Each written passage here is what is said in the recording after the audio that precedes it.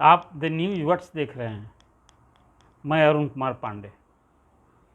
आज बिहार में मुख्यमंत्री नीतीश कुमार की एक सभा में, जहां राष्ट्रपति के साथ थे, वो महात्मा गांधी केंद्रीय विश्वविद्यालय मोतिहारी का आज पहला दीक्षांत समारोह था और उसमें वो शरीक थे, राज्यपाल भी थे और राष्ट्रपति द्रौपदी मुर्मू भी थी। उस संबोधन में उन्होंने महात्मा गांधी विश्वविद्यालय की स्थापना की पृष्ठभूमि की चर्चा करते हुए कही कि वो जिंदगी भर भाजपा से संबंध रखेंगे।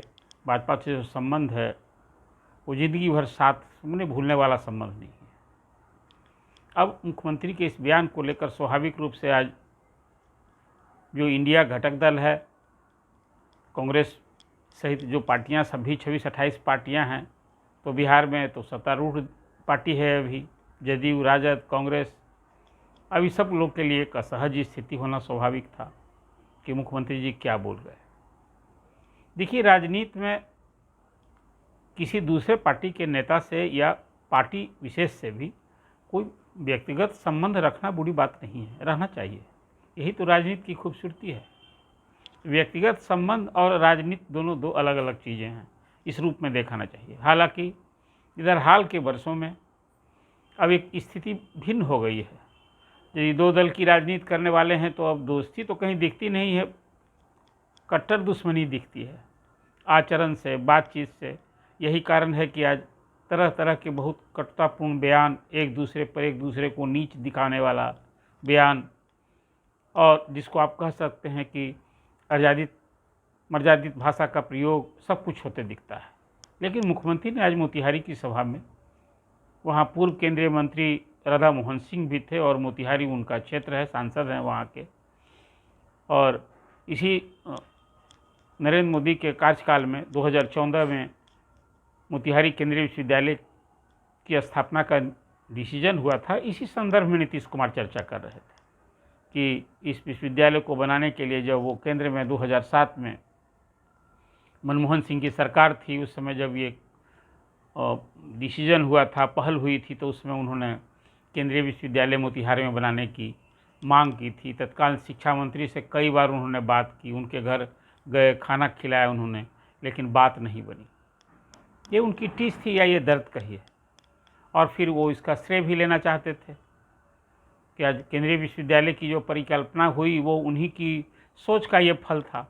आज वो समय यदि नहीं सोचे होते, केंद्र में इस तरह की बात नहीं होती, तो केंद्रीय विश्वविद्यालय आज मूर्त रूप में, आप जानते हैं कि बिहार में 2 केंद्रीय विश्वविद्यालय हैं।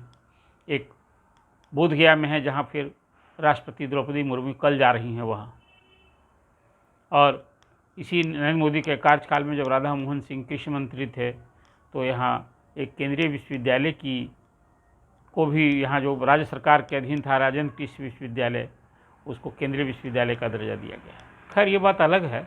मुख्यमंत्री के इस बयान को लेकर के अब वो जो चर्चा मैंने आपसे कही, इसका कई सियासी माने निकाले जाने लगा, मीडिया में सुर्खियां बन गई, सोशल मीडिया में तो कहिए कि विभिन्न पार्टियों के नेताओं के बयान आने लगे, और फिर चर्चा होने लगी कि क्या नीतीश जी फिर पाला बदलेंगे।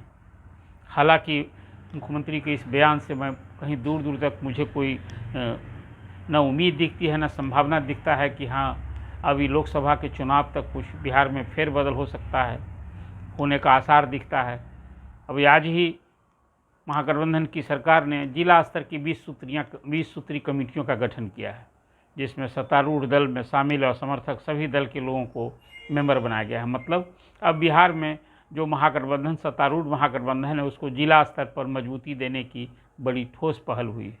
इसी तरह से प्रखंड स्तर पर 20 सूत्री समितियां बनी है।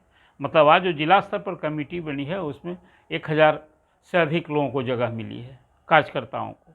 और इसी तरह से फिर जब प्रखंड स्तर पर समितियां बनेंगी, तो उसमें मिला करके मुझे लगता है कि कोई 5000 से अधिक सत्तारूढ़ दल के कार्यकर्ताओं को जगह मिली। तो बिहार में चुनाव के पहले तो सत्तारूढ़ महागठबंधन को मजबूती देने का प्रयास शुरू हो गया है। लेकिन मुख्यमंत्री जी की आज के इस बयान से जो माने निकाले जाने लगा है, अब देखिए, राजनीति में कोई दोस्ती न अस्थायी होती है, न दुश्मनी अस्थायी होती है।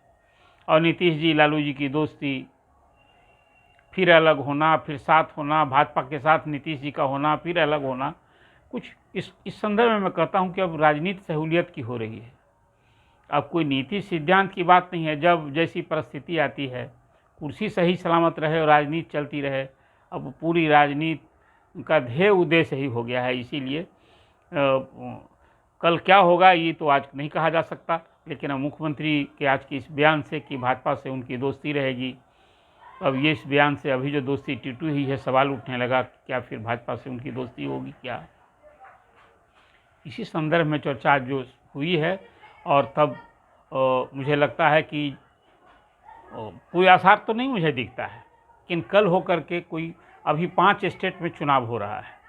मैं ये मानता हूं कि कई मुद्दे पर महागठबंधन में, मतलब इंडिया के घटक दलों में मतभेद है कई मुद्दे पर, और उसमें खासकर नीतीश कुमार ने तो बिहार में भाजपा विरोधी दलों को एकजुट करने की पहल की, लेकिन इनके कई कदमों से और बयान से भी कांग्रेस सहित कई उनके सहयोगी दल असहज हुए हैं।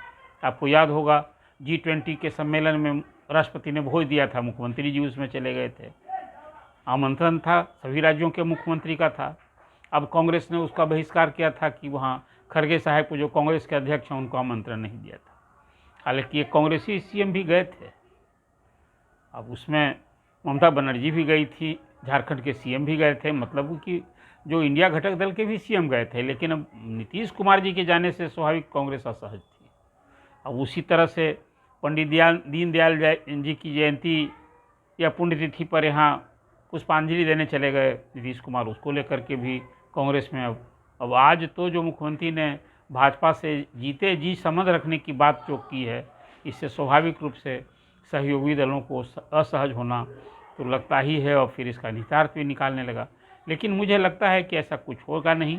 लेकिन इस 5 राज्य के चुनाव में यदि कांग्रेस की स्थिति मजबूत रही, कांग्रेस का डंका बजा, तब तो मुझे लगता है कि महागठबंधन की भी मजबूती दिखेगी आगे। तब मुझे लगता है कि कोई बहुत कुछ इस तरह की बात नहीं होगी। लेकिन अभी 5 राज्य के चुनाव में ही तो देख रहे हैं कि कांग्रेस सपा में कहीं फिर आप भी कहीं आपस में भिड़ी हुई है। कल क्या होगा, अभी सीट के बंटवारा के सवाल पर, नेता के सवाल पर क्या कुछ होगा, ये सब आप देख रहे हैं कि कई मुद्दे पर सिर्फ फुटबॉल की स्थिति बनी हुई है। तो फिर नीतीश कुमार का आज की बयान का क्या माने, क्यों उन्होंने उस सार्वजनिक मंच से भाजपा से जीवन भर दोस्ती रखने की बात की, इसकी ज़रूरत थी क्या। स्वाभाविक उनके इस बयान से सहयोगियों को सहज होना स्वाभाविक है। और कल के दिन के लिए फिर उन क्या कुछ करेंगे, इस पर सवाल उठना भी लाजमी है। लेकिन ऐसी स्थिति यदि सचमुच बनती है तो मुझे लगता है कि बिहार में लोकसभा और विधानसभा के चुनाव साथ हो सकते हैं। लेकिन इस सब कुछ एक कयासबाजी की बात कहें तो नीतीश कुमार जी को तय करना है। और भले आज भाजपा कहती हो कि नीतीश जी के लिए भाजपा का दरवाज़ा, जैसा अमित शाह जी ने कहा, बिहार के नेता तो बराबर अक्सर कहा करते हैं, लेकिन अब भाजपा का दरवाज़ा नीतीश जी को लेकर खोलने की बात तो कौन तय करना है, ये करना है प्रधानमंत्री नरेंद्र मोदी जी को। और जाने की बात किसे तय करनी है, नीतीश कुमार को। जदयू के पार्टी के नेता वो हैं, किसी दूसरे को थोड़े तय करना है। जिस दिन ये तय होगा, और मुझे मानता है कि बिहार में भाजपा को ज़रूरत भी है। अब पिछले चुनाव में 39 सीट राजग जीता था, एक नीतीश जी के सिर्फ उस गठबंधन से अलग होने से अभी 16 सीट घट गई है। कल होकर यदि 7 होंगे तो जरूरत अभी भाजपा को है। इसलिए देखिए, राजनीति में कोई संभावनाओं को कहीं सिरे से खारिज भी नहीं किया जा सकता है। और जब नीतीश जी इस तरह की बात कर देते हैं तो इसका निहितार्थ भी लोग खोजने लगते हैं, ढूंढने लगते हैं। ये तो खुद ही उनके बयान से ये बात आ गई। लेकिन फिर मेरा आकलन है कि फिलहाल कोई चेंज नहीं होगा, और बिहार में जो सत्तारूढ़ महागठबंधन है वो लालू जी और नीतीश जी में अच्छी समझ है। भले नीतीश जी इधर कुछ इस तरह का काम कर देते हैं, कुछ इस तरह का बयान दे देते हैं, जो फिर इस चर्चा होने लगती है कि क्यों नीतीश जी ऐसा बोल गए। उसको लेकर कभी जदयू में भी बातें कुछ ऐसी हो जाती हैं। अब आपने ललन सिंह अशोक चौधरी का विवाद आपने देखा, कुछ नीतीश जी ने किस ढंग से अशोक चौधरी को गले लगाया वो भी देखा। और फिर नीतीश जी के मुख्यमंत्री आवास में ललन सिंह और अशोक चौधरी के तकरार को भी आपने देखा है।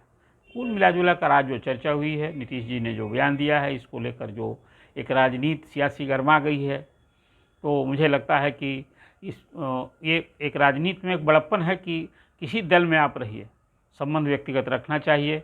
मुख्यमंत्री ने शायद इसी संदर्भ में बात की होगी, अपना विचार और भावना व्यक्त की है।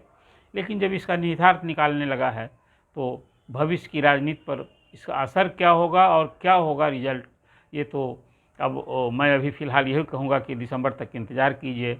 आगे महागठबंधन को मजबूती मिलेगी कि इसमें बिखराव होगा, नीतीश जी भी कुछ क्या करेंगे, ये सब कुछ अब 5 राज्यों के विधानसभा के चुनाव के बाद महागठबंधन के नेतृत्व सीटों के बंटवारा को लेकर यदि सब कुछ ठीक ठाक रहा, तब तो नीतीश जी ने जो बात की है कि भाजपा के खिलाफ एक सशक्त पूरे देश में मोर्चा बनाना है और 1 to 1 फाइट के लिए स्थिति पैदा करनी है।